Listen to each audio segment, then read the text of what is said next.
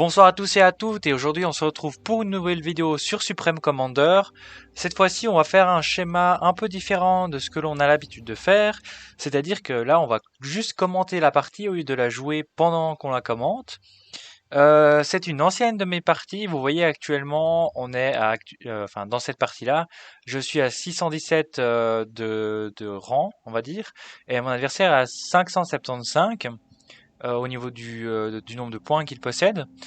C'est-à-dire que c'est un niveau bien inférieur. C'est un niveau inférieur à celui auquel je suis actuellement, qui est à 800, c'est-à-dire à peu près 200 points de plus, mais pas si inférieur que ça. Donc on aura peut-être des leçons à apprendre en regardant vite le replay. C'est un replay que j'avais noté qui serait intéressant d'aller re-regarder, mais ça fait quand même un moment que je ne l'ai pas touché en fait. Il a été joué en novembre 2022, le 18 novembre, c'est pour être plus précis. Et donc du coup, je ne me souviens pas du tout ce qui s'était passé dans cette partie. Et donc on va le découvrir ensemble. Et on va juste commencer, on va lancer la partie en fait directement et on va introduire les joueurs. Donc là, on se retrouve du coup de mon côté.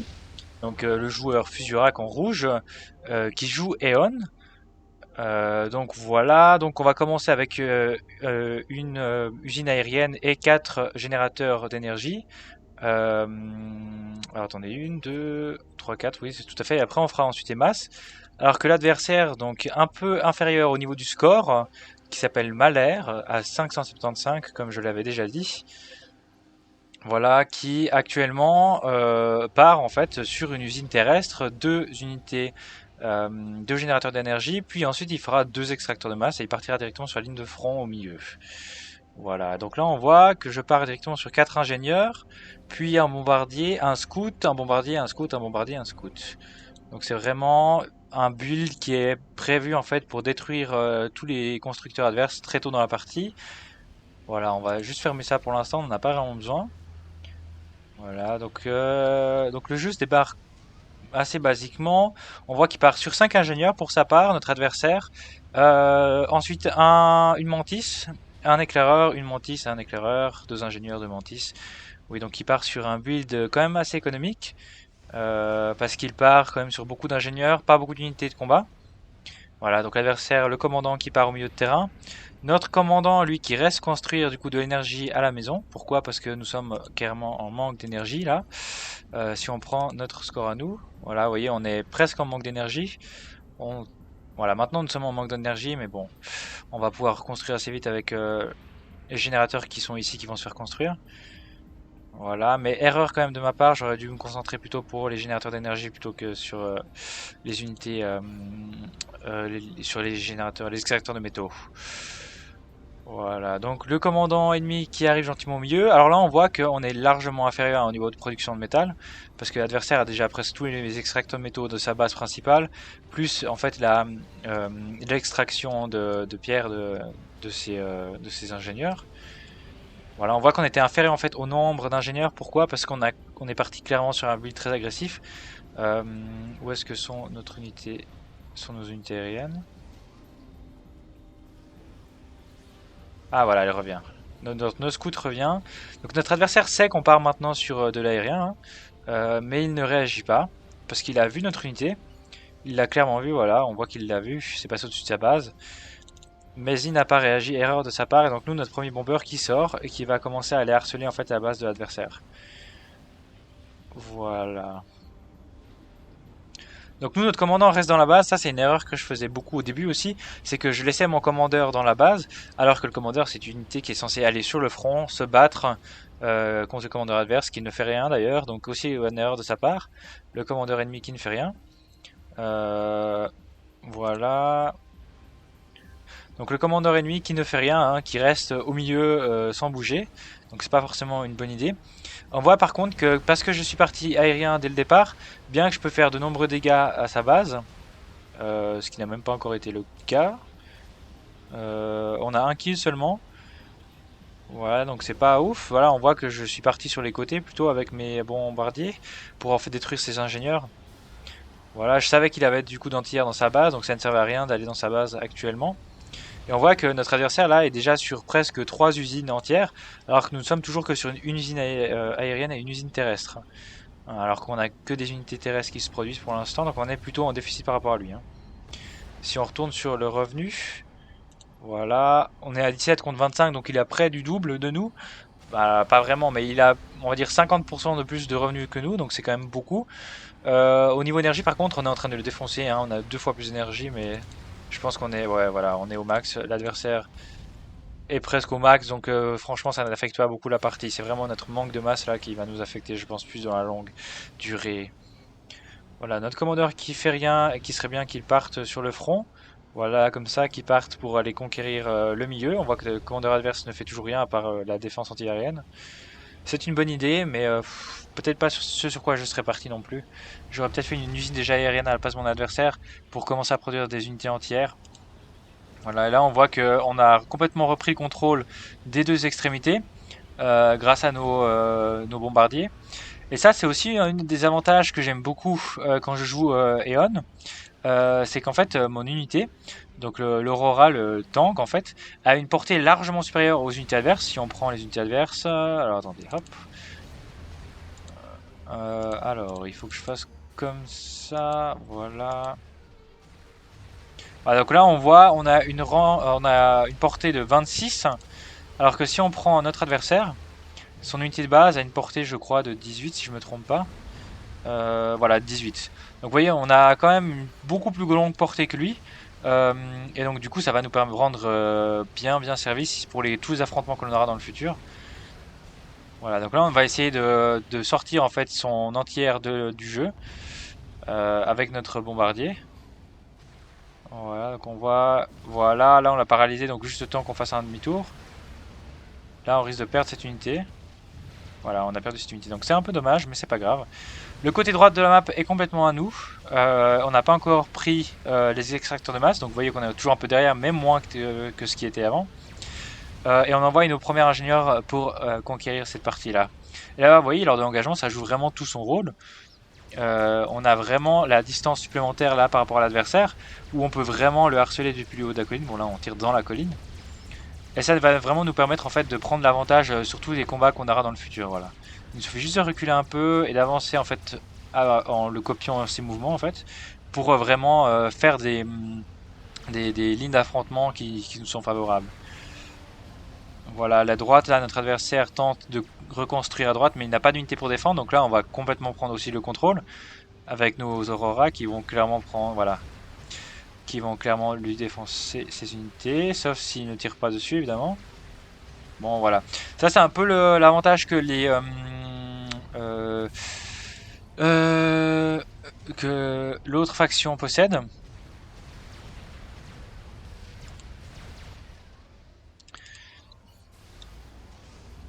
Voilà, en fait c'est que leurs unités entières peuvent tirer en fait au sol. Et ça c'est vraiment un défaut que nous on a, c'est que notre unité entière c'est une unité entière, point. Voilà. Donc là en fait on n'a pas vu, en fait on a fait avancer nos unités, mais on a avancé en fait dans son groupe d'unités. Et les Mantis nous défendent en 1v1. Et donc du coup en groupe supérieur en nombre, c'est clair qu'on fait pas le poids non plus. Voilà, là ils vont reprendre le contrôle de l'aile droite, alors que nous avons pris le contrôle de l'aile gauche. Ils ont le contrôle du centre aussi, avec plus d'usines d'ailleurs. Si on regarde le nombre d'usines actuellement, notre adversaire possède... Alors... Hop. Il possède donc 5 usines, plus une usine aérienne, alors que nous ne possédons... Voilà... Nous possédons aussi 5 usines, dont 6 usines et une usine aérienne. Donc là on a un peu plus de production que lui. On a aussi un peu plus d'extraction de masse par seconde que lui. Même si c'est pas énorme, ça peut faire la différence sur une longue game. Donc chose à faire attention aussi toujours. Et vous voyez là on l'engage à nouveau sans prendre de risque. Par contre de nouveau l'adversaire fonce dans nos unités, ce qui est très dangereux pour nous. Là j'aurais dû me reculer directement, ce que je n'ai pas fait. Par contre nous avons fini le tier 2 sur... Alors est-ce que c'était sur notre commandeur? Oui, c'est sur notre commandeur, donc on a fini tier 2 sur notre commandeur. Notre commandeur possède le tier 2 de construction, ce que l'adversaire n'a pas. Et donc ça va nous permettre de placer facilement des défenses, ce que je pense que je vais faire d'ailleurs immédiatement. C'était une époque où je jouais encore beaucoup sur les bâtiments défensifs que je n'avais pas forcément besoin de faire. Voilà, le nord là se fait attaquer aussi par une petite troupe de Mantis, plus une unité d'artillerie. Mais ce ne sera pas suffisant pour prendre le contrôle, ici on va le garder bien ferme et net. Voilà, là notre commandeur arrive sur le champ de bataille, donc on est en train aussi de détruire les unités adverses. Voilà. Le commandeur adverse qui se fait repousser, alors il aurait pu nous foncer dessus, mais il voit qu'il a perdu toutes ses unités, donc il fait bien de reculer son commandeur et le mettre en sécurité derrière ses unités à lui. Voilà, on va y compter quand même des unités pour scouter un peu ce qui se passe. La droite, on reste, enfin la gauche, on reste assez passif. Par contre, à droite, vous voyez, notre scout là, il va réussir à choper un ingénieur, peut-être, non, même pas deuxième, tant pis. Voilà. Donc là, notre commandeur a fait une tour de défense de rang 2. Donc une tour de défense assez forte qui va nous permettre de maintenir cette zone là assez safe. Si je me souviens bien, mais je me souviens plus trop, mais d'après mes souvenirs, je l'ai fait ça parce que je voulais avoir les champs de masse qui étaient là. Et en fait les récolter sans que l'adversaire puisse m'en empêcher. D'où le point de défense en fait qui défend à la fois ces deux rampes et le champ de masse qui se trouve à ce côté là. Voilà. Si on recule un peu, on voit qu'on a presque 700 de masse ici. Donc 610 plus tous les alentours là qui fait plus ou moins 700 de masse. Donc ça peut être quand même un avantage sur une longue partie. Si on regarde les reclaims, voilà, ça c'est un peu le souci qu'on a dans cette partie, c'est un peu le souci que même les débutants ont de manière générale, c'est que on oublie de mettre nos ingénieurs pour récolter les masses. Donc là je l'ai fait, mais vous voyez je suis qu'à 800 de masse récoltée alors qu'on est déjà à 10 minutes de jeu. Donc de reclaim, donc c'est des masses récoltées sur le terrain, hein, autre que minées avec nos extracteurs de masse. Et notre adversaire n'est qu'à 71, donc voilà, ça c'est clairement un avantage que j'ai face à lui. Donc là il a repris le contrôle du nord en fait, ou presque entièrement, il nous reste nos deux extracteurs là en haut, celui-là qui va bientôt disparaître. Voilà, et nous on avance en fait vers le milieu de la map, on va faire en fait un tower rush, si on peut appeler ça comme ça, avec vraiment des tourelles qui vont avancer progressivement sur la base de l'adversaire. Voilà, et on voit que là il va nous foncer dedans, donc ça va être un peu problématique, je crois même que je vais arrêter la construction de ma toile de défense. Voilà. Donc qu'est-ce qui va se passer? Ah non, il va nous foncer même directement dessus. Donc là, c'est même possible que je finisse la construction de ma tourelle de défense et que voilà que non, en fait, elle va clairement pas se finir à temps. Notre adversaire n'a pas le fusil amélioré. Par contre, il a quand même la surcharge, ce que nous n'avons probablement pas, je pense. Ouais, nous n'avons pas la surcharge alors que l'adversaire ne l'a pas non plus. Ok, j'ai rien dit, j'ai cru qu'il l'avait.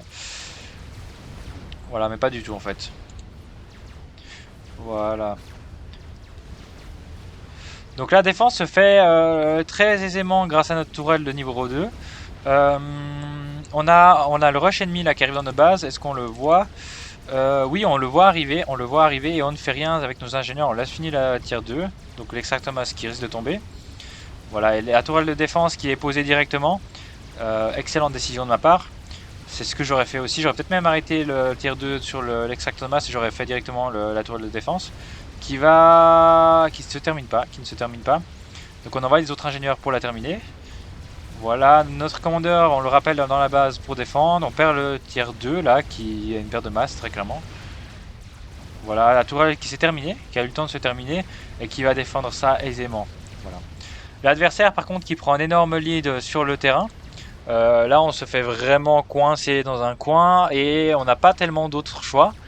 Je pense que de techer, là si tu ne tech pas je ne vois pas comment tu vas faire. Est-ce que on essaye une tech quelque part? Non, on est toujours sur la production d'unités. Et le suicide de bombardier. Voilà, qui va se faire envoyer directement dans les intercepteurs ennemis. Voilà, notre commandeur qui va essayer de reprendre le flanc droite. Nos unités qui défendent le flanc gauche, donc là on est largement tranquille. Au niveau de la masse, là on a presque 1000 de masse qu'on peut aller récupérer. Là on a toujours la masse qu'on n'est pas allé récupérer sur le champ de bataille. Voilà, et là il y a une deuxième tentative d'attaque dans notre base qui s'effectue, avec l'adversaire qui recharge ses unités, et qui a aussi amélioré son commandant avec l'amélioration du fusil, la vitesse de tir et les dégâts. Voilà. Donc le commandeur Sibran hein, qui est très très redoutable une fois qu'il a son amélioration. Après, je ne sais pas s'il va essayer de s'aventurer dans notre tour de défense de niveau 2. C'est possible qu'il ne tente rien vraiment à ce niveau-là. Donc les tourelles de défense qui se posent toujours. Ah non, c'est un système de radar, je n'ai rien dit. Voilà, notre système de défense qui se fait réparer avec nos ingénieurs parce qu'il était très bas au niveau des points de vie. Donc il serait tombé en un tir, je pense, d'unité. Voilà, notre commandeur qui est là, qui va stopper cette attaque vers le bas de notre base. Le commandeur ennemi qui se retire suite à l'attaque de notre tourelle de tier 2, de notre point de défense. Et voilà, et donc du coup l'attaque de l'autre côté qui s'effectue tranquillement à son rythme. Voilà, voilà.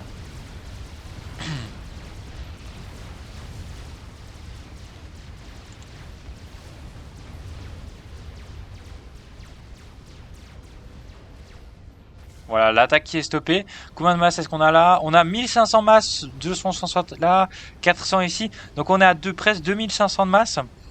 Qui est énorme, hein, ce qui est énorme. Et là, l'adversaire envoie des bombardiers dans notre base parce que nous n'avions pas de défense aérienne jusque là. Voilà, mais nos 3 intercepteurs vont détruire ces bombardiers. Normalement, ça devrait le faire. Voilà, est-ce qu'ils vont réussir à les détruire? Donc un bombardier au sol. Le deuxième bombardier... Voilà, est-ce qu'ils vont réussir à détruire l'extracteur de tier 2? Non, probablement pas. Voilà, et du coup, tous les bombardiers sont tombés sans avoir fait de vrais dommages à notre base. Voilà, et nous sommes vraiment là confinés dans un coin, donc ça ne sent pas bon, ça sent le roussi même, je dirais, pour nous. Nous sommes actuellement à 23 de génération contre 64, donc près du triple pour l'adversaire.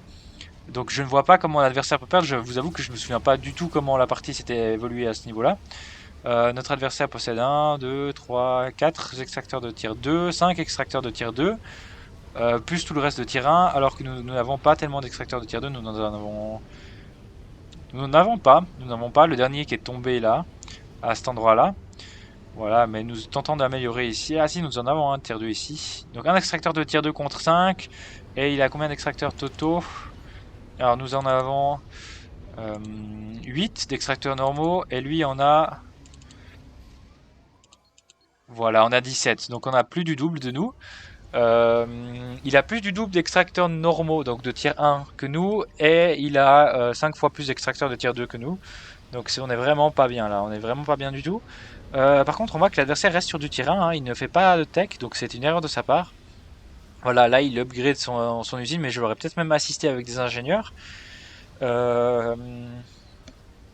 Ces usines qui produisent des mantis. Voilà, donc il produit vraiment que du spam de tier 1 en fait, alors que nous avons des défenses de tier 2, nous avons aussi un grand nombre d'unités de tier 1 qui sont qui en fait arriveront à le décimer avant qu'il arrive au corps à corps de chez nous. Voilà, mais là on a nos défenses qui nous suffisent largement pour l'instant. Voilà, est-ce qu'on va voir l'attaque? Est-ce qu'on va reculer nos tanks? Non, nous ne bougeons pas du tout de ce niveau-là. Voilà, donc l'adversaire qui avance sur nous et nous on recule. Ah voilà, on a des unités tier 2 qui sont sorties déjà, je n'avais pas vu qu'on avait déjà fait l'amélioration. Donc on a déjà des obsidiennes qui sont sur le terrain et qui vont nous permettre d'endiguer en fait cette vague d'attaque qu'il a eu. Vous voyez là on a détruit toutes ces unités aussi, on n'a pas vu le combat mais vous pouvez bien vous imaginer la scène. Toutes les unités vers la droite de la map sont mortes. Voilà, là nous, on a notre tourelle qui va défendre plus nos obsidiennes. Donc je ne vois pas comment on n'arriverait pas à défendre ce côté là. Donc en fait là ce que notre adversaire fait c'est vraiment qu'il donne de la masse. En fait il n'inflige aucun dégât à notre part si ce n'est pour une perte d'unité militaire. Et de son côté il en donne plus ou moins 2 à 3 fois plus à chaque fois, même plus. Surtout quand on a des unités tier 2 là. Avec de la production assistée en plus. Donc là c'est vraiment de la donation qu'il fait. En plus il n'y a même pas tellement d'unités là. Il y en a quoi, une vingtaine peut-être. Voilà, vingtaine plus 3 artilleries. Là il a quoi, dizaine plus 3 artilleries. Donc c'est vraiment pas assez hein. Surtout quand nous on voit que là on a une vingtaine qui tire à distance, qui vont décimer ces unités avant qu'elles arrivent même à nous tirer dessus. Voilà, donc c'est vraiment, vraiment pas bon pour lui, ça sent pas bon là à ce niveau là pour lui. Là je pourrais même pusher avec mes tanks un tier 2 sur ses unités standards. Je pourrais foncer dessus et juste détruire en fait toutes ces unités qu'il y a là. Ce que je vais d'ailleurs faire sur le bas de la map. Voilà, et là nos ingénieurs qui utilisent le reclaim, donc c'est très bien. Vous voyez qu'on a 8000 de reclaim alors qu'adversaire est à 0, enfin 200, c'est presque 0 on va dire. Hein. Voilà, on est à 9000, on a passé la barre des 9000 alors que notre adversaire n'est qu'à 200. Donc là on peut voir que malgré la grosse différence, en fait tout le reclaim qu'on a eu, ça fait la différence dans cette partie. Ça nous permet de garder, de rester en fait dans la partie, de rester clairement assez compétitif pour l'instant. Ouh, voilà, tier 2, est-ce qu'il va produire des unités dessus peut-être prochainement? Non, il ne s'est pas encore décidé à produire d'unités, bon c'est pas grave. Nous là ça nous arrange clairement, on est clairement bon. Et là on a les premiers boucliers qui arrivent, les premiers générateurs de boucliers qui sortent des usines. Voilà, on a une deuxième usine tier 2. Voilà, est-ce qu'on a une troisième usine qui est en train de se produire? Voilà, troisième usine de tier 2 qu'on produit, où on va produire ensuite que des ingénieurs dessus. Voilà, on voit hein, la production sur la liste de l'usine. Voilà, 3 unités, donc 4 unités, on a déjà 3 unités. Voilà, 3 usines tier 2, plus une quatrième qui va arriver. Donc là on est passé du spam tier 1 au spam tier 2 nous là actuellement. Où est-ce qu'on en est niveau ressources? On est légèrement négatif. Mais grâce au reclaim en fait on arrive à se maintenir à flot. Voilà, et là on va intercepter son attaque du coup avec nos obsidiennes et nos shields. Nos boucliers. Voilà, donc là à nouveau on va intercepter son attaque sans vraiment avoir trop de dommages faits à notre économie. Voilà, on va peut-être perdre la tourelle de niveau 2 mais c'est pas bien grave, c'est pas bien grave. Voilà, on a perdu la tourelle de tier 2, c'est pas bien grave. L'attaque ennemie est quand même stoppée. Il n'y a pas grand chose qui peut faire de plus à ce niveau là. Et là on a un push du coup de tank de niveau de tier 2, donc des auroras plus des obsidiennes qui foncent dans la base adverse pour détruire en fait cet avant-poste qu'il a vers le haut de la map. Et on peut voir que là il a même posé en fait la production d'unités. Pourquoi? Parce que probablement qu'il n'avait pas non plus assez de ressources. Ah non, mais il avait clairement assez, alors je sais pas ce qu'il faisait. Il aurait pu continuer à produire ses usines, il a probablement pas vu en fait qu'elles avaient arrêté de produire. Voilà, donc là on a réoccupé la base au nord. On va probablement faire une attaque au sud. Notre adversaire a les premières unités de tier 2 là qui sont arrivées. Mais voilà, elle est en très grand nombre inférieur hein, par rapport aux unités que nous avons produites. Voilà, on a l'artillerie qui commence à sortir pour pouvoir mettre siège sur sa base qui se trouve au milieu. Notre commandeur qui a pas fait grand chose depuis le début, hein, si ce n'est poser des tourelles, plus du stockage de masse, mais c'est un peu tout ce qu'il fait là pour l'instant, donc pas très utile. Il n'est même pas passé en un rang de vétérance, donc c'est un peu pitoyable à ce niveau-là. Et là, on fonce, ouh, ça c'est ambitieux, hein. Je sais pas si ça va fonctionner. Alors qu'on est encore à la moitié de production d'adversaires, on fonce actuellement dans sa base. Voilà, il a aussi un gunship, donc une unité aérienne de tier 2 qui détruit les unités terrestres vraiment très rapidement. Mais là, on voit qu'on fonce clairement dans sa base. Et là, on voit aussi une unité entière tier 2. Donc j'avais anticipé le fait qu'il aurait pu avoir des unités aériennes. Et j'avais voulu m'en prévenir de ça. Voilà, donc on peut voir que ces unités aériennes ne font pas très long feu. On va voir combien de temps est-ce que son gunship va tenir. Voilà, pas très long non plus. Il va tomber assez rapidement. Voilà, le deuxième qui va se faire descendre aussi très rapidement. Voilà, donc il est descendu. Donc maintenant on n'a plus que des unités terrestres pour nous intercepter. Des unités de tier 1, alors que nous là on fonce dans sa base avec du tier 2. Donc on est vraiment très bien, hein, on est vraiment bien. Voilà, et là on va cibler, qu'est-ce qu'on cible? Son énergie? Non, on va cibler son extracteur de masse. Excellent choix de ma part. Son extracteur de masse, c'est ça qui est le plus important. Il a très clairement assez d'énergie là. Il faut vraiment lui minimiser la masse qu'il reçoit. Et donc du coup, c'est extrêmement positif là ce qu'on fait, détruire tous ces extracteurs de masse de tier 2. On a toujours pas attaqué au sud avec nos unités de terrain. Voilà, donc là il a perdu tous ses extracteurs. Ah bah il a admis la défaite. Pourquoi? Parce que notre adversaire pensait probablement du coup ne plus être dans la game une fois qu'on avait des unités tier 2 dans sa base. Je pense qu'il n'a pas supporté le fait alors qu'il aurait très clairement pu gagner. Hein. Sa production d'unités était aussi de tier 2 là. Malgré le fait qu'il ait perdu ses unités derrière, ses extracteurs derrière, bah du coup il a quand même choisi d'abandonner en fait par dépit parce il s'est dit qu'il avait perdu en fait sa base arrière et que du coup sa base arrière étant sa base principale, il s'est dit qu'il avait perdu la game. Donc c'est une petite remontée. Alors un peu déçu, il n'y avait pas tellement d'action dans cette partie. Je vous en présenterai d'autres parties, d'autres replays qui seront plus excitants que celui-là. Celui-là m'avait semblé intéressant parce que je l'avais noté, mais en fait voilà, c'était juste une game standard, une remontée que l'on a faite contre notre adversaire. Donc j'espère que ça vous aura plu comme vidéo. Comme quoi n'abandonnez pas, même si vous restez cloîtré dans un coin de map et que vous savez que vous avez moins de production avec l'adversaire. Si l'adversaire fait des mouvements, on va dire un peu low level, comme là notre adversaire l'a fait, dans le sens où il a à chaque fois envoyé par groupe de 20 ou 30 unités se suicider dans nos unités à nous pour nous donner de la masse. Franchement, n'hésitez pas à rester dans la partie. N'hésitez pas à rester dans la partie. Voilà, et on voit on était à 15 000 de reclaim alors que notre adversaire, donc de récolte de ressources sur le sol, alors que notre adversaire était à 4 000 seulement. Donc je pense que c'est ça qui a fait qu'on est resté dans la partie. Donc les gars, n'oubliez pas de récolter la masse qu'il y a sur le sol. Vous voyez que là on a récolté tout clairement de notre côté, qu'il n'y a que vraiment vers l'adversaire où il y a vraiment de la masse qui reste. Donc n'oubliez pas de récolter la masse sur le sol, ça peut vraiment vous sauver des games des fois. Donc voilà. Donc on va se quitter là-dessus. Merci encore à tous d'avoir regardé et on se retrouve sur la prochaine.